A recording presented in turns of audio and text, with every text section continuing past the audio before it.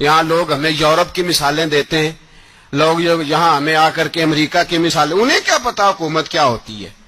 وہ کہتے ہیں جی وہ سائیکل پہ جاتا ہے ان کا حکمران۔ میں نے کہا وہ سائیکل پہ جاتا ہے؟ میرے عمر فاروق مدینے سے مکے گئے تھے تو پیدل ہی حج کرنے چلے گئے، پیدل ہی۔ اور جناب عمر فاروق رضی اللہ تعالیٰ عنہ عید کی نماز پڑھانے گئے، عید کی نماز عمر خطبہ عید دینے گئے۔